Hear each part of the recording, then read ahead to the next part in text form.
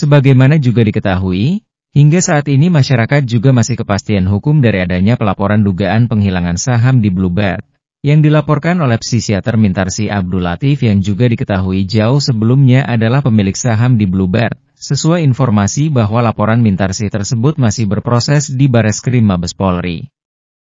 Perlakuan berbeda diungkap psikiater dari Fakultas Kedokteran Universitas Indonesia Dr. Mintarsih Abdul Latif, ketika ia menyampaikan ke Kementerian Tenaga Kerja, soal apakah gaji dan tunjangan yang apabila sudah bekerja puluhan tahun lamanya, malah diminta kembali oleh perusahaan Bluebird tempat ia bekerja dan ikut membesarkan. Diketahui Mintarsih Abdul Latif melaporkan perkara pidana penghilangan sahamnya di Bluebird ke Bareskrim Polri, yang dihilangkan melalui akta notaris tanpa sepengetahuannya. Laporannya terregister dengan nomor LPB 2168/2023 SPKT Bareskrim Polri. Kini Mintarsih dihadapkan soal putusan perdata yang menyebutkan ia harus mengembalikan gajinya selama puluhan tahun bekerja dan ikut membesarkan Bluebird, termasuk pembayaran imaterial yang lucunya juga akan dibebankan ke anak-anaknya yang merupakan ahli waris dari almarhum bapaknya. Mintarsih juga dituding melakukan pencemaran nama baik, sehingga dari putusan Mahkamah Agung, totalnya ia harus mengembalikan uang sebesar 140 miliar rupiah. Berikut penjelasan Dr. Mintarsih Abdul Latif. Mungkin baru pertama kali terjadi bahwa gaji yang pernah diberikan diminta kembali dan dilipat gandakan. Sekarang dari mana hukumnya? Saya tanya ke Depnaker. Depnaker belum memberikan jawaban sebagaimana yang saya harapkan. Yang saya harapkan tegaslah, apakah ini memang boleh? Apakah mendatang memang akan dibuat peraturan seperti itu? Atau sebetulnya tidak bisa begitu? Karena ya sebetulnya kalau saya sebagai seorang yang dulu di Bluebird, saya anggap satu persatu itu akhirnya digeser. Kalau saya sendiri, saya dulu nyetor modal, kemudian saya menjadi direktur, tapi pemegang saham, tapi tidak pernah diberikan dividen. Lalu akhirnya juga ya dipaksakan atau setengah dipaksakan lah untuk harus bekerja, karir harus setengah ditinggalkan. Lalu terakhir masih dapat gaji, terakhir awalnya tidak, tapi akhirnya dilipat gandakan untuk saya kembalikan. Jadi apa yang terjadi? Kerja di Bluebird itu minus besar, minus dalam arti kata bahwa jumlah yang saya setorkan sebagai modal itu diambil semuanya. Saham saya hilang semuanya. Modal dulu berapa tuh yang besar? Itu zaman dulu ya, itu kalau sekarang bisa dibayangkan berapa besar. Tapi modal tahun 71 itu berapa tahun yang lalu kan kecil. Tapi pada saat itu nilainya besar. Tapi akhirnya berkembang. Sekarang kenapa saya disuruh bekerja? Kenapa saya paling akhir baru dilepas? Hanya memeras tenaga saya, kemudian setelah selesai diperas, akhirnya diminta kembali. Itu ya saya anggap sebagai cara yang sangat sadis di mata saya. Yang diharuskan dikembalikan itu berapa lama Pak? Gaji berapa lama itu? Oh, seluruh gaji. Dari awal? Jadi ada gaji yang tidak dibayarkan, itu akhirnya dikatakan nanti kalau sudah sejahtera kamu akan diberikan gaji, tapi tetap tidak diberikan. Begitu diberikan gaji, dihitung total, akhirnya entah dikalikan berapa, tapi saya diminta 40 miliar dikembalikan dan seanak turunan. Jadi saya pikir terlalu aneh. Kemudian ada lagi 100 miliar. 100 miliarnya karena apa? Karena perbuatan tidak menyenangkan karena mencemarkan nama baik Bluebird. Apakah betul tercemar? Coba lihat.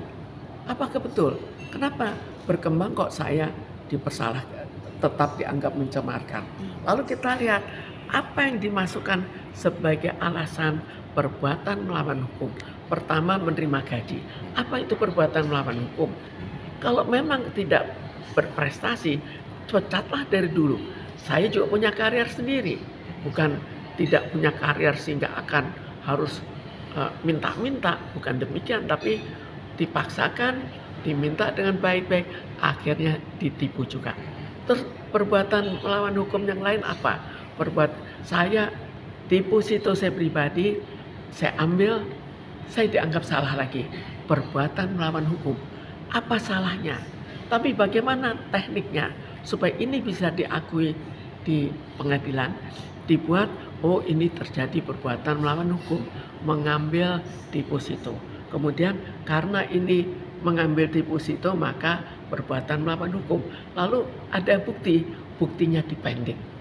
Kemudian ada lagi, bagaimana saya tiap kali dipersoalkan di polisi, dilaporkan polisi. Tapi polisi mengatakan nggak menemukan apa-apa. Tapi hanya dengan laporan itu, pada saat sudah 13 tahun, kan sudah lewat waktu. Kalau sudah 13 tahun, kenapa kok kedaluarsa mestinya? Kenapa kok pengadilan masih percaya? Jadi banyak keanehan yang terjadi. Pernah juga wartawan waktu saya disekap itu dibela oleh wartawan. Akhirnya dibuat di berita. Tapi saya lagi yang salah. Sekarang kalau memang itu kejadian sebenarnya atau kalau tidak, buktikan bahwa itu bukan kejadian sebenarnya.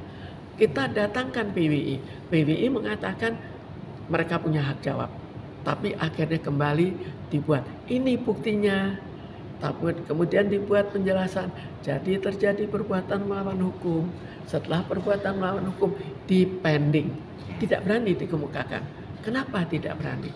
Jadi semacam ini dan banyak lagi. Katanya, waduh, demo mereka yang melakukan demonya, tapi fotonya nggak mau diperlihatkan, pending lagi. Jadi terlalu banyak akal-akalan, dan kalau saya nilai satu persatu tidak ada satupun perbuatan yang sifatnya melawan hukum, karena semuanya kan ambil deposito saya, ambil gaji, kan semuanya bukan.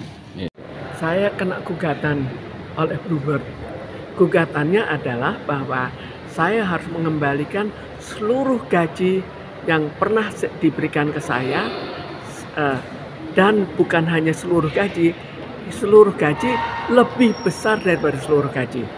Jadi kerja seluruhnya dikembalikan. Lalu saya akhirnya menanyakan ke Kemenaker. Saya menanyakan 2 tahap. Satu tahap adalah saya minta orang untuk menanyakan. Kemudian dijawab oleh Kemenaker. Dijawabnya bahwa gaji tidak dapat diminta kembali. Gaji adalah hak. Itu yang dijawab. Kemudian saya tanya pakai nama saya.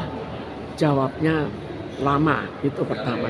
Kedua, tidak dijawab. Dijawabnya jika ada kesalahan. Ini kan bukan kesalahan. Jika ada kesalahan bayar. Ini kan bukan kesalahan bayar.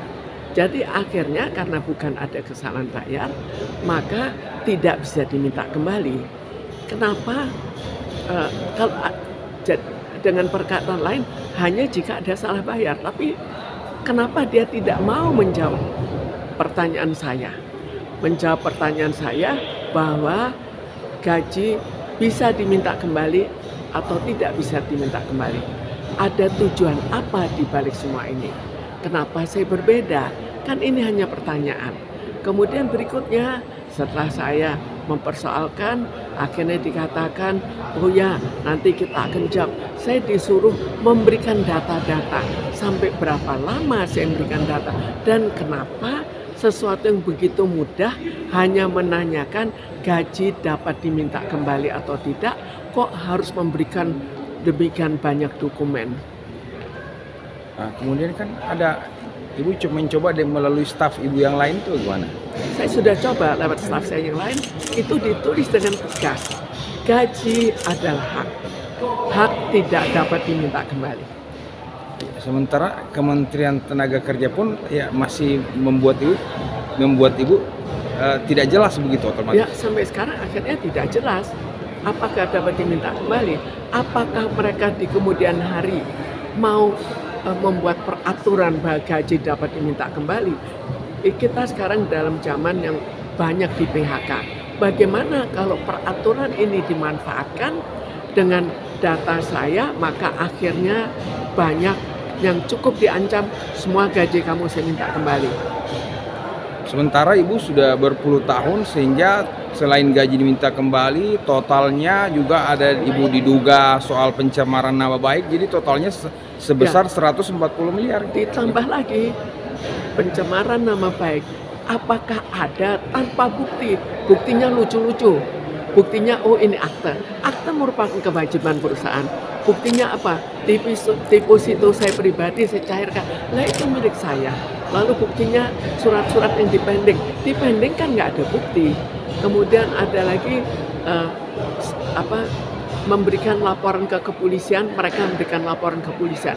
Sudah 13 tahun yang lalu, kan artinya tidak ada bukti. Ada lagi memberikan laporan ke kepolisian karena anehnya, saya anggap karena anehnya, polisi tidak mau menerima lapor itu. Terus itu saya salah lagi. Jadi bagaimana kok tanpa salah kok bisa diminta 100 miliar? Jadi ini hukumnya bagaimana? Bagi saya anggap aneh. Dan saya sudah dipanggil dengan unmanning untuk membayarnya. Dan bayarannya, kalau saya belum sanggup, maka anak turunan juga harus membayar.